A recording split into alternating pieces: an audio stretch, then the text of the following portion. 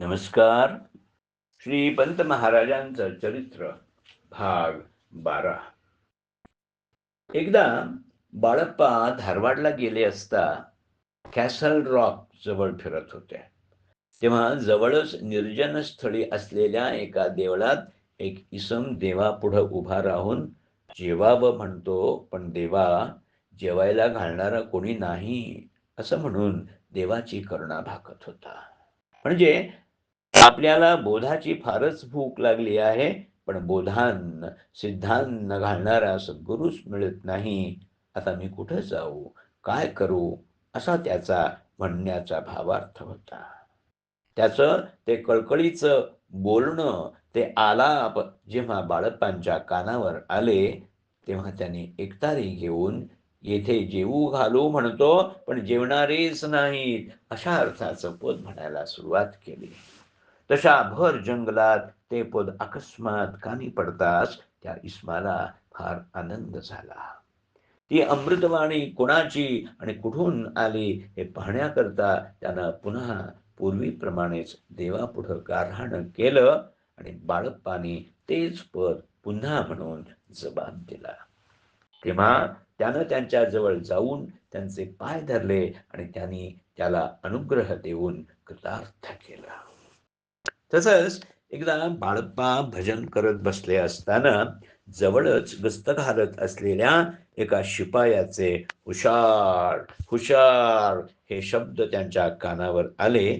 तेव्हा त्यांनी आपल्या एका शिष्याला त्या शिपायाला बोलवायला पाठवलं.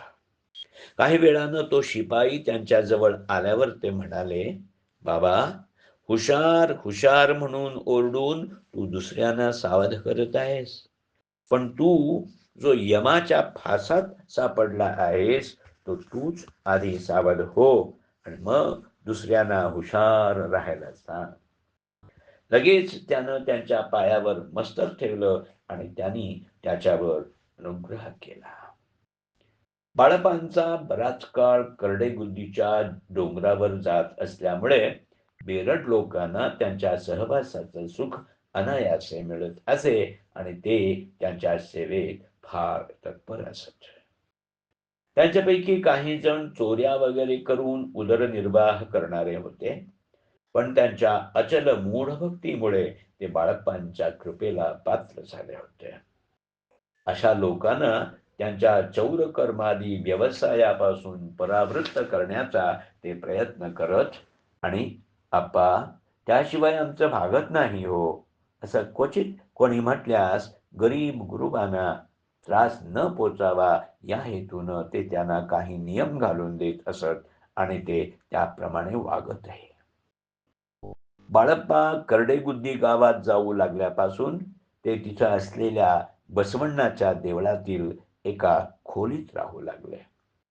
मधून गावाच्या पाठीमागं असलेल्या डोंगरावरील करडीकोळ नावाच्या दरीत जाऊन बसत आणि विशेष एकांत पाहिजे असल्यास त्या दरीच्या पश्चिम दिशेला असलेल्या अय्यनफडी नावाच्या गुहेत बसत असत. त्यांच्या शिष्यमंडळीत सर्व ज्ञातींचे लोक होते. इनामदारांच्या घराण्याखेरीज करडेगुद्दी गावातील बहुतेक ब्राह्मण मंडळींनी त्यांच्यापासून अनुग्रह घेतलेला होता. ही सर्व मंडळी परस्परांची आप्तसंबंधी असल्यामुळे त्यांचं परस्परांकडं जाणं येणं फार असे आणि बाळप्पाही त्या सर्वांशी अतिशय प्रेमानं आणि सलगीनं वागत असत. ते इतकं की त्यांच्या घरातील मुलाबाळांना ते आपल्याच घरातील एक आहेत असं वाटून ती त्यांच्या खांद्यावर खेळत आणि तेही त्यांना न्हाऊ घालत आणि खेळवत असत. ज्याच्याशी लहान लहान मुलं मनमोकळेपणानं वागून निशंकपणे मोराप्रमाणे नाचू उडू लागतात, तो साधुपुरुष आहे असं समजावं, असं ते म्हणत. करडेगुद्दी येथील बाळप्पांचे एक शिष्य विरूपाक्ष गिरमाजी यांच्या मातुश्री अंबाव्वा आणि बहीण राधाबाई यांनाही बाळप्पांचा अनुग्रह झालेला होता. राधाबाई हिला देसनूर येथील कुलकर्णी रामप्पा यांना दिली होती. देसनूर गाव बेळगाव जिल्ह्यापैकी बैलहोंगल तालुक्यात असून बेळगावपासून सुमारे 20 मैलांवर बेळगाव कलादगी रस्त्याच्या बाजूला आहे. रामप्पा मयत झाल्यामुळं राधाबाई याच देसनूर येथील आपल्या घरची व्यवस्था पाहू लागल्या आणि तेव्हापासून त्यांच्या माहेरची मंडळी देसनूर इथं त्यांच्या घरी राहायला गेली. त्यामुळे बाळप्पाही तिथं वरचेवर जात आणि ते तिथं असले म्हणजे त्यांचे इतर शिष्यही तिथं जात.